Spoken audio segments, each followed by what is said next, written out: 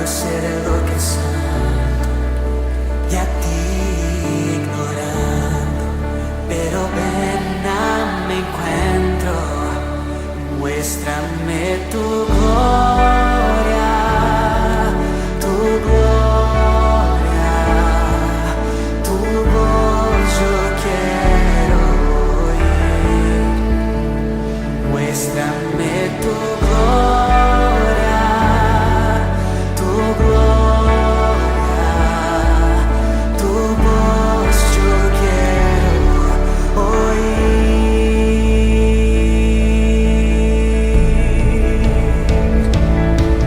Cuando el mundo se olvide de tu ley, de ti me acordaré, la llama encendida.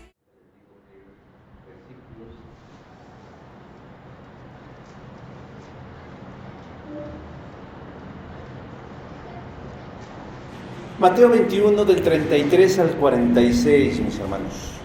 Mateo 21 del 36 al 46.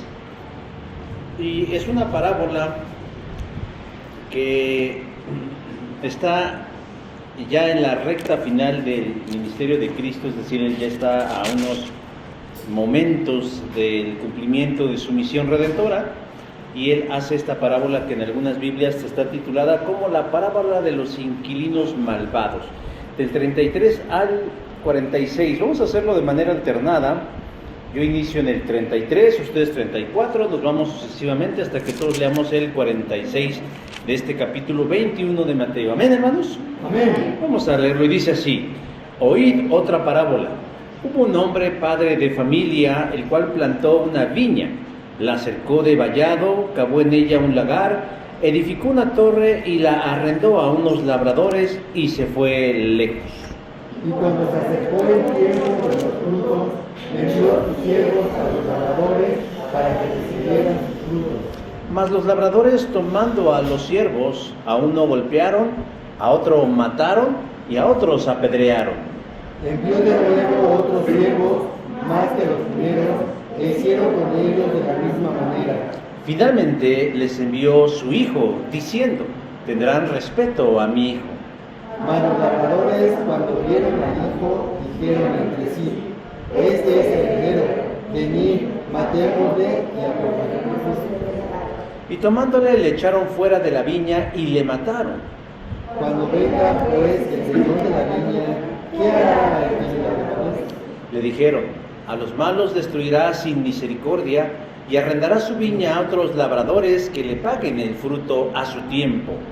Jesús les dijo: ¿nunca leíste en las Escrituras, la piedra que desecharon los edificadores ha venido a ser cabeza del ángulo? El Señor ha hecho esto y esas cosas gloriosas. Por tanto os digo que el reino de Dios será quitado de vosotros y será dado a gente que produzca los frutos de él. El que cayere sobre esta piedra será quebrantado, y sobre el que cayere se desmenuzará. Y oyendo sus parábolas, los principales sacerdotes y los fariseos entendieron que hablaba de ellos todos, pero al buscar cómo echarle mano, temían al pueblo, porque éste le tenía por profeta. Amén. Les invito a que tomen sus lugares, hermanos.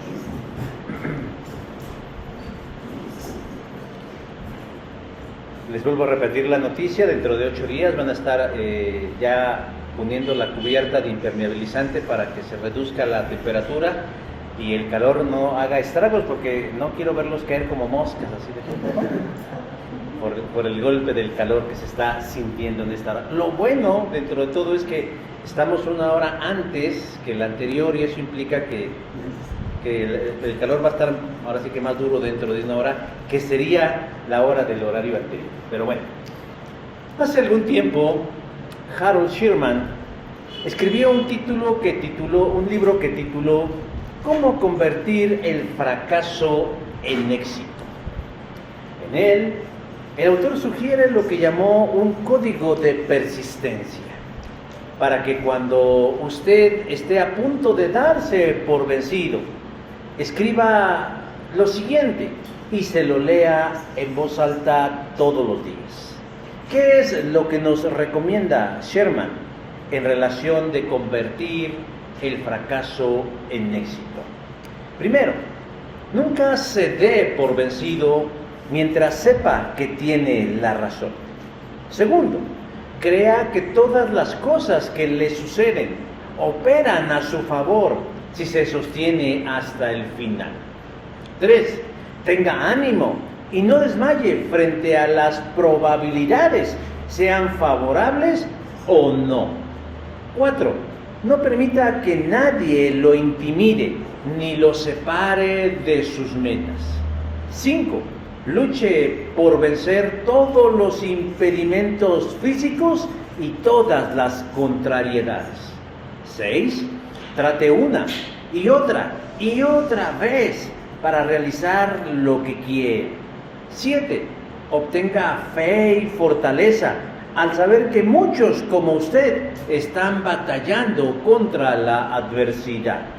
Y 8. Nunca se rinda al desaliento o a la desesperación. Yo sé que esto suena muy bien, muy inspirador y muy desafiante. Pero solo Dios sabe si en realidad cuando estemos a punto de tirar la toalla, estas recomendaciones nos funcionan. Pero lo que sí es cierto es que mucho antes que Harold Sherman tuviera la ocurrencia de escribir un libro sugiriéndonos o guiándonos a transformar en éxito el fracaso, Dios nos mostró que es posible convertir en éxito el fracaso. Pero yo no quiero que usted hoy se confunda con mis palabras. No voy a darle un mensaje optimista de échele ganas, porque a veces lo que menos tenemos son ganas.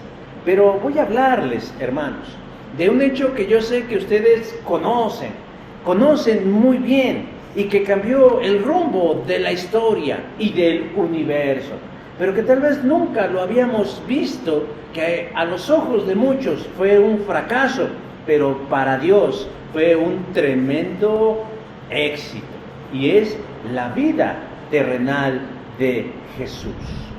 Muchos, quienes estuvieron de manera presente, de primera línea, en la cruz, viéndolo morir ahí en el Calvario, sintieron que todo había fracasado. Lucas capítulo 23, verso 28 nos dice: y la multitud de los que estaban presentes en este espectáculo vieron lo que había acontecido y se volvieron golpeándose el pecho. Es decir, la gente que miró al Maestro, al amoroso Jesús, al milagroso Jesús, morir en la cruz, derramar su sangre y expirar su último aliento, se retiraron a sus casas con un profundo sentimiento de derrota. Si ustedes recuerdan la semana anterior cuando hablábamos de Judas, decíamos que él se decepcionó de Jesús y que en medio de su decepción, él trató como de sacar algo en medio de lo perdido. ¿Qué? Buscar ganar una compensación económica al entregar a Jesús a las autoridades. Pero lo que pasa es que ellos no entendieron, no comprendieron la naturaleza de ese evento. Y es natural, porque tenían el entendimiento entenebrecido. Solamente Juan, el discípulo amado, María, la madre de Jesús, y otras mujeres cercanas a Cristo estuvieron presentes. Los demás, el resto de sus discípulos, estaban escondidos, aterrados, confusos, desilusionados por lo que parece ser el fracaso en la cruz de Jesús. Pero había alguien quien estaba feliz y celebrando la muerte de Cristo. Estaba lanzando vivas, hurras, yuppies, y estaba abriendo la champaña y preparándose una bacanal de excesos por la muerte de Jesús. ¿Quién? Satanás.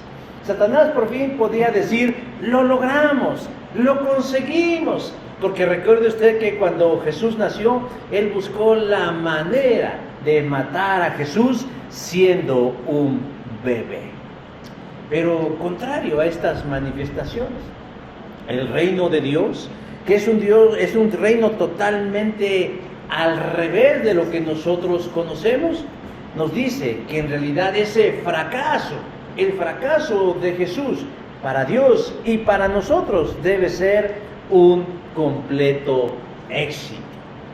Por eso, hoy, en el marco de la Cuaresma 2022, yo quiero que reflexionemos sobre el fracaso exitoso de Dios.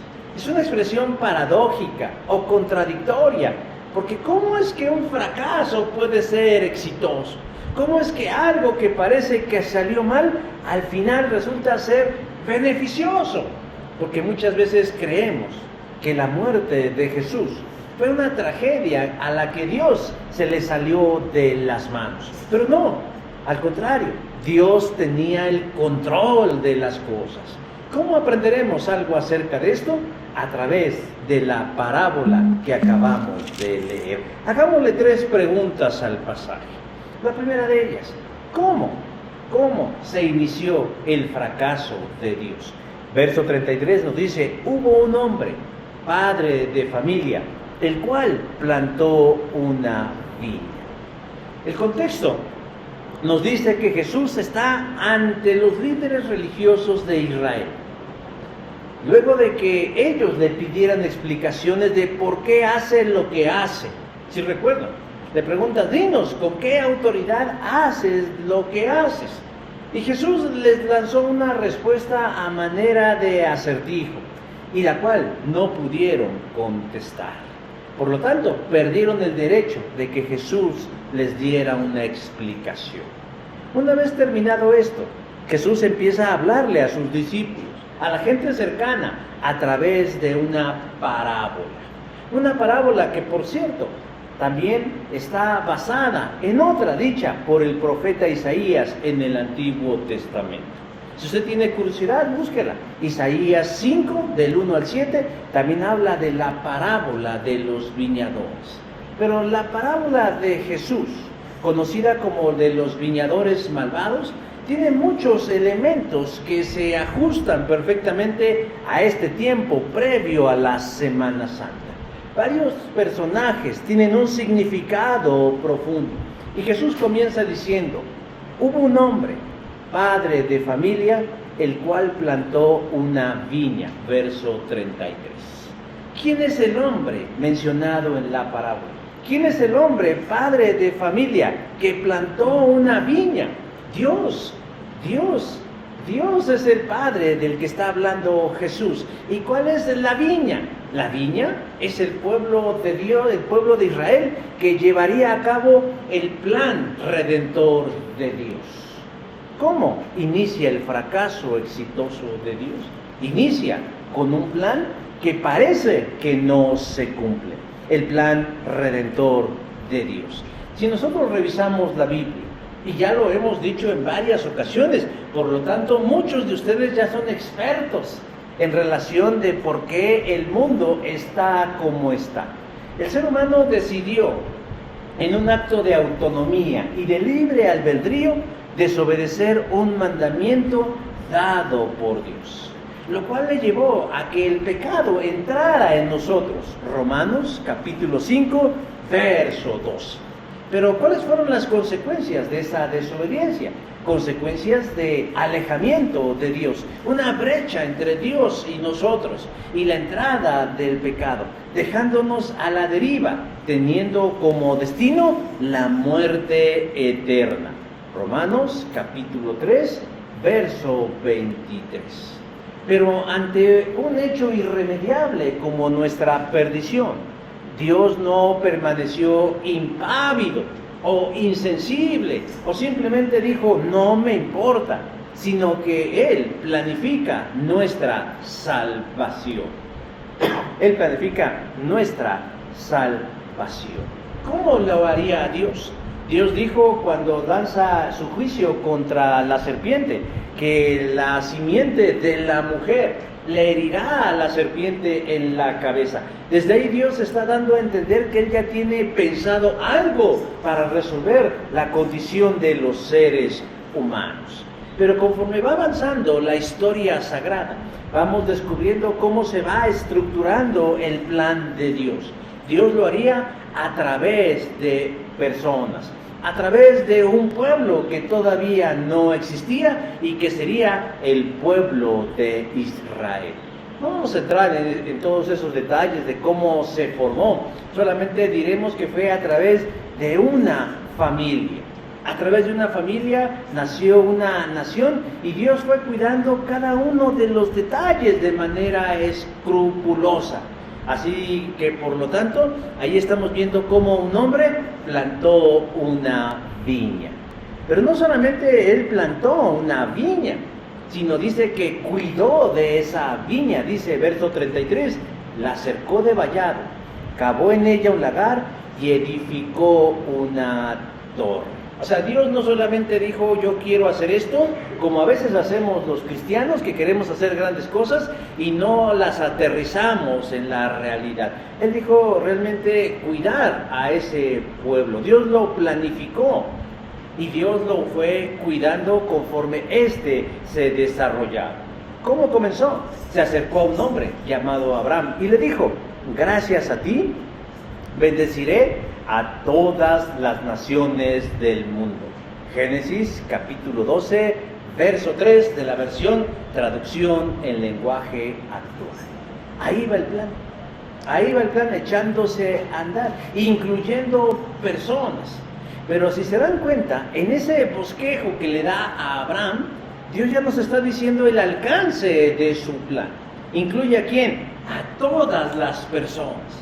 Pero no solo a todas las personas del mundo, sino a todas las personas de todos los tiempos, de todas las edades, de todas las generaciones. Es un plan muy ambicioso el de Dios. Tiempo después, ya en el ministerio terrenal, Jesús volvería a recordarles a los judíos el plan de Dios cuando dice, porque la salvación viene de los judíos. Juan capítulo 4, verso 22. Luego entonces, el regalo de la vida eterna vendría al mundo a través del pueblo de Israel. Así lo había determinado Dios, así lo había decidido en su soberanía y en su omnisciencia. Él había decidido que ellos serían el canal a través del cual nos llegaría la salvación. Y surge aquí una pregunta tal vez, pues, vamos a decirlo así, muy básica. ¿Por qué ellos? ¿Y por qué no los mexicanos? Bueno, digo, ¿por qué nos hacen menos, verdad? Fueron escogidos, hermanos. Pero muchas veces no sabemos que no se trata únicamente de elegirlos por elegirlos. Ellos obtuvieron un gran privilegio. La presencia de Dios vivía entre ellos, pero también implicaba una gran responsabilidad. Siempre un gran privilegio va acompañado de una gran responsabilidad. El pueblo de Israel no tenía un mérito especial. No había en ellos gracia suficiente para recibir de Dios semejante responsabilidad. Y Moisés les diría, el Señor no te dio su amor ni te eligió porque fueras la nación más numerosa que otras naciones, porque tú eres la más pequeña de todas. Deuteronomio capítulo 7, verso 7. ¿Pero qué significa eso de que era la más pequeña de todas? No solamente que no era la más numerosa, sino que era la más pichurrienta, la más chirga, la más fea, la más atrasada. O sea, imagínense ustedes los muchos años que la familia de Jacob llegó a Egipto y vivió primero como invitados y después mucho tiempo como esclavos. Y después viene Moisés y los libera. ¿En qué condiciones creen ustedes que salió el pueblo de Israel? Un pueblo analfabeta, un pueblo explotado, desnutrido, hambriento, resentido. O sea, la verdad dices, híjole, pues no daban ganas de ser judíos. Pero es ahí precisamente como se manifiesta el poder de Dios. Porque a veces creemos que Dios elige a los sabios y a los poderosos. Yo a veces veo personas con gran carisma. Deje usted la belleza física o el porte, ¿no? O la percha. Pero a veces hay gente en los púlpitos o en los ministerios con mucho carisma. Y yo digo, bueno, está bien, Dios puede escoger a quien quiera. Pero hay mayor gloria para Dios cuando el que está al frente parece ser el menos capaz, pero que de él emana la sabiduría de Dios. Pablo lo escribiría siglos después a la iglesia de los Corintios diciendo: tenemos este tesoro en vasijas de barro para que se vea qué tan sublime poder viene de Dios y no de nosotros. O sea que cuando nos vean y digan, wow, o sea, cuánta sabiduría emana de esa persona, cuánta bondad, cuánta entrega, cuánta pasión, digamos, espérame, no. Yo solo soy una olla de barro, cuarteada, prieta, requemada, agujerada, pero que a través de sus grietas se proyecta el poder y la gloria de nuestro Dios. En la palabra profética de Jesús encontramos que el fracaso exitoso de Dios comienza con un plan, que incluye un pueblo a quienes les encomendó ese plan, llevarlo adelante. Dice verso 33, y les arrendó a esos labradores que cuidaran la viña. Y después ¿qué? El padre de familia se fue lejos. Él escogió al pueblo de Israel y les comisionó diciendo que a través de ellos se cumpliría el plan redentor de Dios. Por eso digo, es un gran privilegio, pero también una gran responsabilidad. Era deber de los sacerdotes, levitas, escribas y pueblo en general salvaguardar la viña que Dios puso en sus manos, porque en sus manos estaba la salvación del mundo, de ser instrumentos de Dios para traernos a nosotros, a sus escogidos, la reconciliación con Dios a través de su Cristo. La segunda pregunta que debemos hacerle al texto, además de decir cómo comenzó el fracaso de Dios, es ¿cómo empezó a fracasar el plan de Dios? Verso 35, mas los labradores, tomando a los siervos, a uno golpearon, a otro mataron y a otro apedrearon. Dios comenzó con una gran expectativa de éxito su plan, pero no de fracaso. ¿Qué es el fracaso, hermanos? El fracaso es un resultado adverso ante algo que se esperaba que saliera bien. ¿Quién no ha experimentado el fracaso? En cosas simples, cotidianas o aún en cosas grandes. Pero sabemos de lo que estamos hablando. Hemos planificado algo y las cosas no salen como quisiéramos. Dios a raíz de nuestra caída y alejamiento, planifica nuestra salvación. Elige a Abraham para que a través de él llegue la salvación. Y en la parábola, que es una manera sencilla de explicarnos cosas tan complejas como la redención, nos dice que todo estaba diseñado para que el plan fuera exitoso. Pero como dice la parábola, el dueño de la viña le dio a unos siervos la tarea de cuidar y trabajar esa viña. Y dice el dicho que no hay plazo que no se cumpla. Y llegó el tiempo, dice verso 34, se acercó el tiempo de los frutos. Es decir, tenían que rendir cuentas a Dios del trabajo que Dios les había encomendado. Por lógica, si ellos habían hecho su trabajo, tenían que dar cuentas de los frutos que debió haber dado esa viña. Y él nos dice el tipo de frutos que estaba dando. Si usted ya encontró Isaías 5, que es la viña, la parábola de la viña de Isaías dice: esperaba que su viña diera buenas uvas, pero dio uvas silvestres. El otro día me estaba yo acordando de su hijo de Ale, de Luis, cuando era chiquito, que él plantó una granada, ¿verdad? Él le gustaba, o le gustan las granadas, y le gustaba mucho, y un día plantó una granada. Y hace tiempo nos acordábamos qué pasó con la granada. Porque sí dio árbol la granada, es más, sí dio granadas. Y se concluyen, pues la quitaron. ¿Por qué? Porque las granadas, ¿cómo salieron? Amargas. O sea, nadie planta un árbol de fruta para que le den frutas agrias o amargas, ¿verdad? Pues no tiene sentido. Del mismo modo, Dios, el dueño de la viña, les dio esta viña para que la trabajaran y le entregaran buenos frutos. Pero Isaías 5:2 dice, esperaba que su viña diera buenas uvas.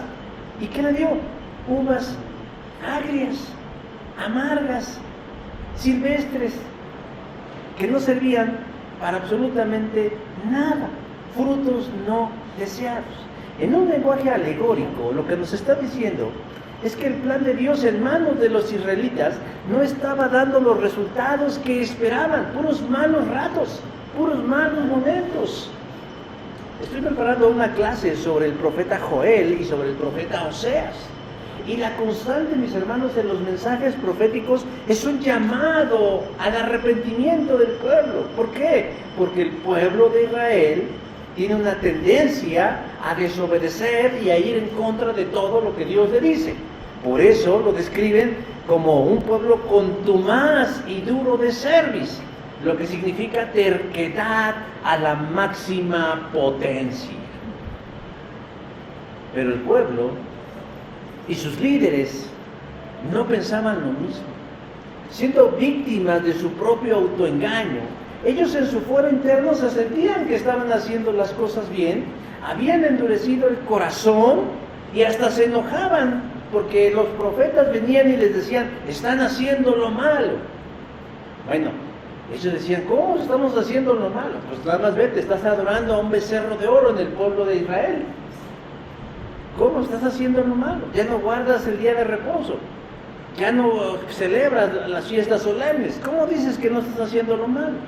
Pero el punto es que ellos estaban rindiendo malos frutos.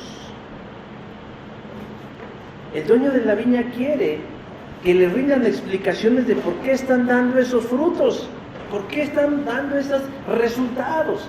Y dice que envió siervos para pedirles esas cuentas. Dice verso 34, envió a sus siervos, a los labradores, para que recibiesen los frutos. ¿Y cuál fue la reacción de los viñadores cuando vinieron los enviados del dueño de la viña? Bueno, dice que en lugar de actuar con humildad, con sencillez, con madurez, lo que ellos hicieron, dice, actuaron con ceguera y en vez de reconocerse como encargados, actuaron como dueños de la viña, sintiéndose independientes del dueño. Porque en vez de dar la cara y dar cuentas y decir, caray, pues me equivoqué, deciden maltratar a los enviados del Señor, mandando con esto un mensaje de menosprecio y rebeldía. Dice, mas los labradores, verso 35, mas los labradores, tomando a los siervos, a unos los golpearon, a otros los mataron y a otro apedrearon. Eso es lo que hicieron. Dices, ¿cómo es posible? Pero fue posible. Pero aún así el dueño de la viña decidió seguir con la mente abierta en el diálogo, porque dice que volvió a enviar mensajeros. Verso 36, envió más mensajeros. Tal vez en un acto de ingenuidad o de buena voluntad dijo, yo creo que no los reconocieron, siendo positivo, y voy a enviar otros mensajeros. Pero dice ahí que corrieron la misma suerte de los demás. El plan de Dios se está entorpeciendo. ¿Por qué? Porque los encargados están haciendo otras cosas, están ocupados de otras cosas. Se desviaron del rumbo de lo que tenían que hacer, del plan salvador de Dios, y por eso estaban dando esos malos frutos. Dios les pide cuentas. Envía a los profetas para que los reconvengan. Pero la historia también nos dice que no fueron bien recibidos. Sabemos la historia de algunos que murieron aserrados, decapitados, asesinados, apedreados. O como Zacarías, que murió en el altar del templo atravesado por una lanza de los mismos israelitas. Porque algunos golpearon, a otros mataron y algunos expulsaron. El profeta fue mal visto e incomprendido por quienes se supone que debían de dar cuentas. Estaban produciendo malos frutos, pero en lugar de aceptar que lo estaban haciendo, ellos actuaron a la defensiva. Creyeron que estaban haciendo las cosas bien y parece ser que el plan de Dios estaba comenzando a fracasar. Pero Dios no lo tomaron desprevenido, porque Él tenía un as bajo su manga y ese era su Hijo Jesús.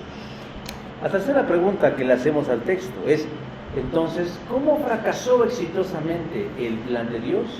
Verso 39 dice, y tomándole, le echaron fuera de la viña y le mataron.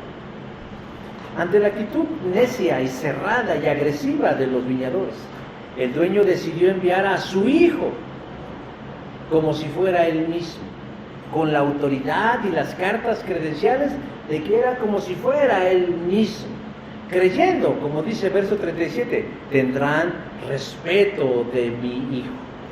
Pero nos dice el relato que no fue así. Cuando se enteran que es el hijo el que va a ir a pedirles cuentas, dice, los viñadores se ponen de acuerdo para hacer algo terrible. Dice, este es el heredero, venid, matémosle y apoderémonos de su heredad. Verso 38.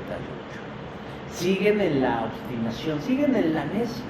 Los labradores siguen en la actitud de no solamente reconocer su error, sino ahora hasta de adueñarse de lo que no es suyo, porque dicen, apoderémonos de su heredad. Están actuando de manera rebelde, aún delante del hijo del dueño. ¿Y qué pasó cuando llegó el hijo del dueño? Cuando se encuentra con ellos, dice, le echaron fuera de la viña y le mataron. ¿Y esto se cumplió en quién? En Jesús. En el prólogo del Evangelio de Juan nos dice, vino al mundo que le pertenecía, pero su propia gente no lo aceptó. Juan capítulo 1, verso 11, de la versión La Palabra de Dios para Todos. Jesús es enviado como un gesto de buena voluntad entre Dios y nosotros, entre Dios y el pueblo de Israel, pero no fue bien recibido. No fue bien recibido. Todos recordamos y sabemos la historia de la Navidad o de la Natividad y realmente nos llama la atención, o estamos ya tan acostumbrados a saber que el niñito Jesús nació en un pesebre, o más bien fue acostado en un pesebre, que estuvo rodeado de animales, que no hubo lugar en el mesón para que naciera, pero que además quienes lo recibieron fue un grupo de humildes, sencillos pastores y lo alabaron. Y un grupo de reyes paganos de otras naciones. Pero nos hemos puesto a pensar que no debió haber sido así según la lógica y la coherencia. Porque, por ejemplo, cuando llega un alto dignatario, la lógica del protocolo nos dice que lo recibe un igual, ¿no? Un alto dignatario. Si viene un personaje importante, ¿quién es el que lo recibe? Bueno, el que es más importante de ese lugar. Pero en este caso, ¿quiénes debieron haber recibido a Jesús? Pues los sacerdotes, los levitas, el sumo sacerdote, la casta sacerdotal del templo, debieron haber abierto el templo para que el Hijo de Dios y el Mesías llegara a ese lugar, pero no fue así, no fue así, fue todo lo contrario, y es ahí donde el plan de Dios empieza a tener un matiz exitoso, porque parecía que todo estaba perdido. Dios le había encomendado a los viñadores una tarea y estos la habían echado a perder, pero Dios la iba a remediar, Dios la iba a enderezar a través de su Hijo Jesús. Porque cuando Jesús comienza su ministerio, los sacerdotes, esos que lo ignoraron, esos que no lo recibieron, fueron los mismos que se pusieron de acuerdo para matarlo. Dice, los jefes de los sacerdotes y los ancianos, líderes del pueblo, se reunieron en el patio del palacio de Caifás, el sumo sacerdote, y hacían planes para arrestar a Jesús mediante algún engaño y matarlo. Pero qué piadosas personas, ¿verdad? Qué piadosas personas. Qué manifestación tan grande de amor, de aceptación. Qué cosa tan maravillosa. De veras uno se inspira al mirar a estas gentes de Dios hacer planes para, mediante el engaño, para matar a alguien. Estaba viendo las noticias y estaba viendo que un diputado de un partido de Acción Nacional presentó una propuesta para que los niños no puedan ser tratados hormonal ni quirúrgicamente para cambiar de sexo por aquello de las famosas niñez trans, ¿no? Ya ven que es esta locura que los gobiernos progresistas y de izquierdas están promoviendo, porque hay niños, entendamos los niños de qué edades, de que pues sienten que no son lo que debieran ser. Y entonces las almas bienhechoras dicen, ay, pues entonces hay que ayudarles, ¿verdad? ¿Cómo? Pues hay que hormonizarlos. Pues si el niño siente que es niña y la niña siente que es niño, pues hay que ponerles las hormonas que su percepción dice que deben tener. Bueno, este diputado del PAN, que ha sido muy criticado, pero muy valientemente criticado, él mostró evidencia científica del por qué no debe hacerse. No mostró evidencia religiosa, espiritual, moral, ética, filosófica, científica. El punto es que dentro del grupo de la Cámara de Diputados, no sé si hay más, pero por lo menos dos personajes, dos hombres que se autoperciben como mujeres y que ya se llaman como mujeres y se visten como mujeres, pero que son hombres y tienen próstata y tienen vesícula seminal y tienen XY, sus cromosomas, montaron en cólera y detuvieron la sesión diciendo que las habían agredido. Eso era transfóbico. Ya ven sus discursos ahí que yo creo que no tienen la menor idea de lo que están hablando, pero que era transfóbico. Y digo, estaba yo viendo esto porque me llamó la atención la forma tan violenta, tan agresiva, tan dura, tan heterofóbica, vamos a utilizar sus propios términos, en contra de los que no piensan como ellos. E inundaron sus redes sociales con mensajes así de condena a los que piensan que un hombre es un hombre y una mujer es una mujer. ¿Saben? El problema no es que exista gente trans, ese no es el problema. El problema no es que ellos sientan que son mujeres y se vistan como mujeres. Total, el ridículo o el asiento lo viven ellos o ellas. El problema es querer obligar a los demás a que pensemos y aceptemos algo que es contra naturaleza. Yo puedo sentir que yo soy el hijo de Bill Gates y tengo derecho a la riqueza de ese hombre, pero esa es mi locura y no le hago daño a nadie. El problema es si yo agarro y de pronto les empiezo a decir a todos ustedes me tienen que tratar como el hijo de Bill Gates, porque si no, me los tranqueo. Ese mismo espíritu, hermanos, en donde cuando las entrevistaron dijeron que por qué actuaron así. Nosotros somos tolerantes, inclusivos, no confrontamos. ¿Cómo? Si te estamos viendo cómo te estás tranqueando a una persona, estamos viendo cómo amenazas, cómo violentas, cómo ofendes, cómo injurias a alguien que no piensa como tú. Por eso digo, es curioso pensar que estos hombres piadosos, que tal vez se arrodillaban en el altar del templo, que muy seguramente leían la Torá y que recitaban las oraciones y que elevaban salmos y que tal vez dirigían los estudios bíblicos o sagrados o escriturales de la sinagoga, se reunían y confabulaban para que mediante engaños mataran a una persona. Es increíble, hermanos. Pero bueno, Jesús es tomado prisionero, ya sabemos la historia, por una turba orquestada por el sumo sacerdote, por el más piadoso de todos. Es llevado al patio de la casa de Anás y allí es juzgado por otro grupo de religiosos piadosos, violando 96 garantías en el juicio de Jesús. Entre ellas, por ejemplo, que no tuvo un abogado.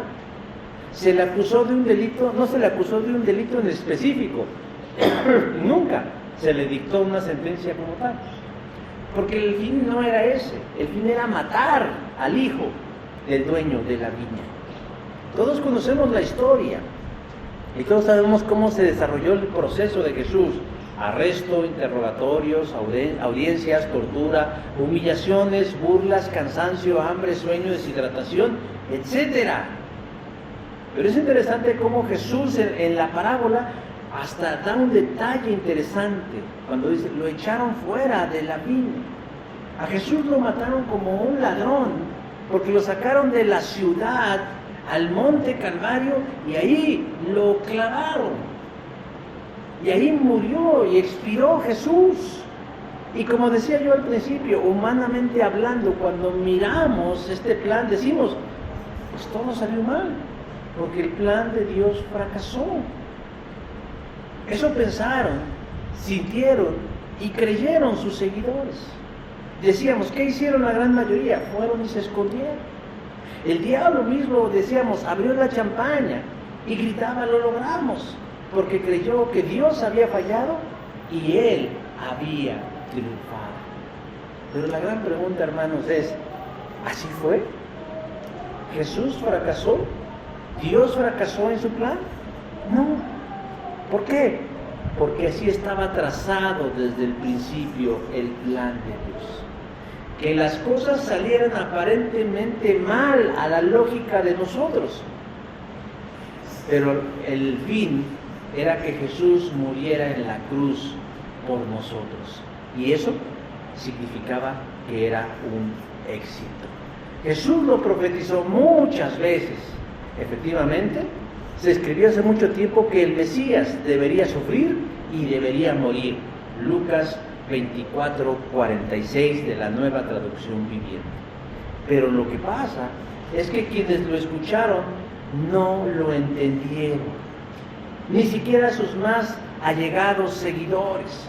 Por eso cuando él sugería esa idea, personas como Pedro le decían a Jesús, Señor, ten compasión de ti, en ninguna manera esto te acontezca. Y yo creo que si nosotros hubiéramos estado en el lugar de Pedro, hubiéramos reaccionado de la misma manera, diciendo, no, ni Dios quiera que tú vayas a padecer. Pero lo que pasa, y Jesús se lo dijo, es que tienes tu mirada puesta en las cosas del mundo y no en las cosas de Dios. Por eso Jesús reprendió a Pedro y le dijo, quítate delante de mí, Satanás, me eres tropiezo, porque no pones la mira en las cosas de Dios, sino en las cosas de los hombres. Jesús no hizo nada por evitar el fracaso de Dios, al contrario, lo alentó y lo cumplió. No se opuso al arresto, no se opuso ni siquiera se defendió, no dio ni un argumento cuando Pilatos le preguntó, ¿es cierto de lo que te acusan?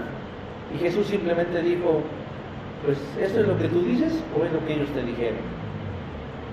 Pero Jesús podía haberse defendido y no lo hizo. Dice, ¿crees que no puedo acudir a mi Padre y al instante poner a mi disposición más de 12 batallones de ángeles?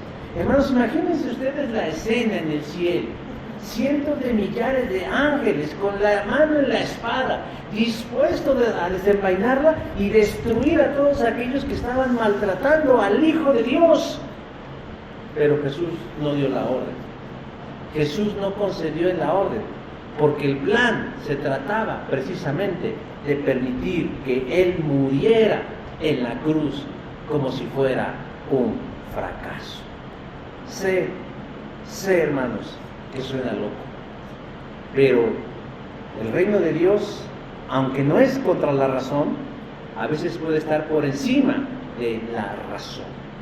Y Jesús cita el Salmo 118 diciendo, la piedra que desecharon los edificadores ha venido a ser la cabeza del ángulo.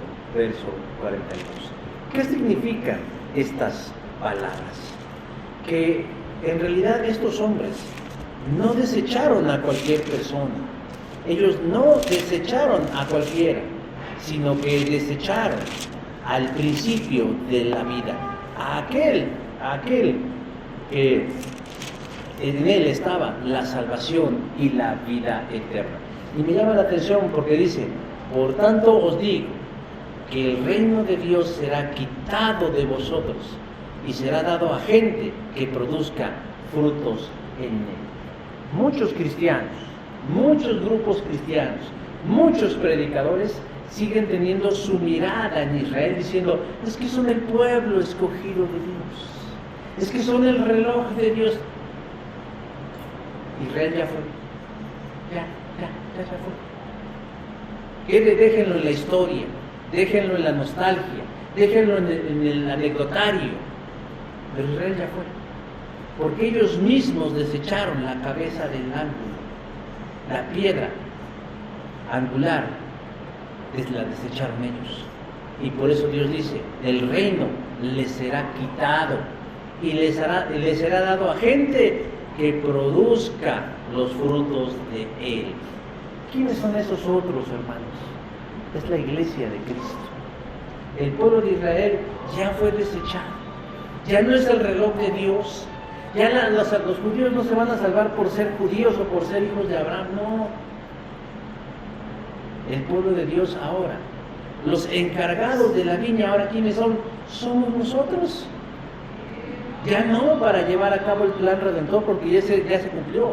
Pero ahora nuestra tarea, hermanos, es lograr que la gente del mundo conozca el plan de Dios para redención. Porque el que cayere sobre esta piedra será quebrantado. Ellos cayeron sobre esa piedra, y sobre quien ella cayere, le desmenuzará. Ellos ya fueron desmenuzados. Pero lo que importa, hermanos, es que todo lo que parecía ser un fracaso, en realidad se convirtió en un éxito para Dios. Muerto Jesucristo ante la vista de los presentes, representó fracaso y derrota. Por eso muchos de ahí se fueron dándose golpes de pecho diciendo, lo perdimos, fracasamos. Y decíamos, incluso el reino del mal celebró, pero en realidad el plan de Dios había triunfado su Cristo, porque Él había resucitado y a través de su fracaso se había obtenido nuestra victoria. Era necesario que Jesús muriera para obtener el perdón y la reconciliación de Dios. ¿Saben, hermanos? Semana Santa es un tiempo de aprender que en Dios nada está perdido, nada está acabado, porque lo que parece que ya terminó, en realidad puede ser el inicio de algo exitoso. Porque cuando el diablo venga y nos diga, ya todo se acabó, agudice su oído y escuche lo que Jesús le dice, lo mejor aún está por comenzar. Lo mejor aún está por comenzar. Si usted siente que la vida es un fracaso, que las cosas no han salido como usted esperaba, no se sienta desvalido ni desamparado.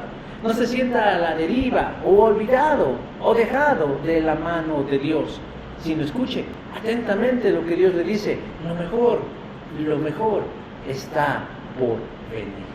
Y ese es el espíritu, hermanos, de la Semana Santa.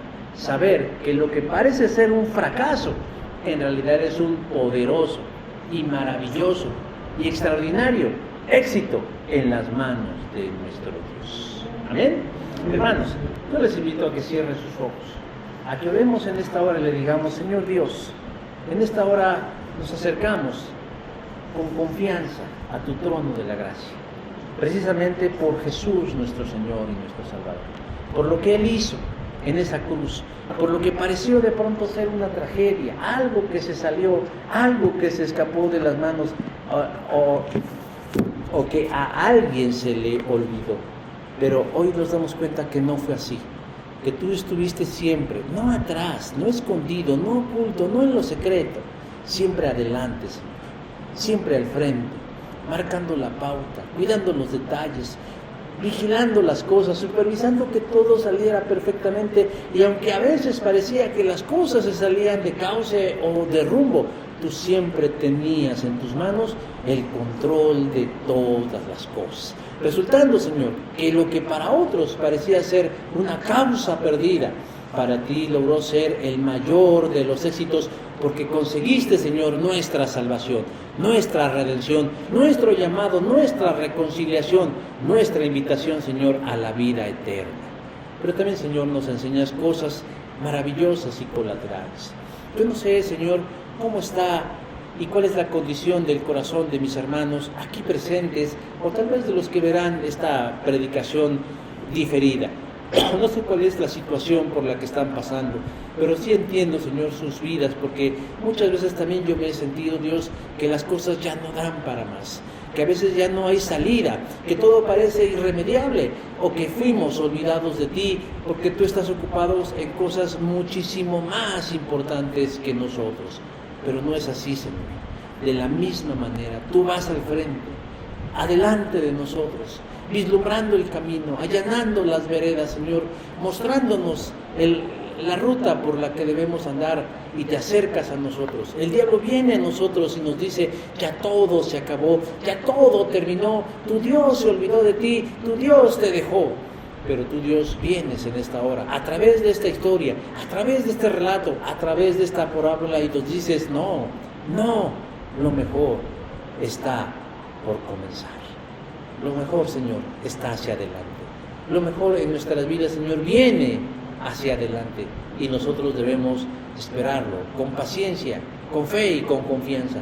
Obra en nosotros, Señor, el milagro de la fe, el milagro de la seguridad, el milagro de la certeza, el milagro de la paz, sabiendo, Dios, que tú tienes el control de todas las cosas, que tú eres Rey y que todavía reinas y que eres soberano en este mundo, en nuestras vidas y en nuestras circunstancias. Gracias, Padre Santo, por tu palabra, que siempre nos alienta y siempre nos anima a seguir adelante. Bendito seas, alabado seas y glorificado seas hoy y siempre, en el poderoso y dulce nombre de nuestro Señor Jesucristo. Amén. Amén.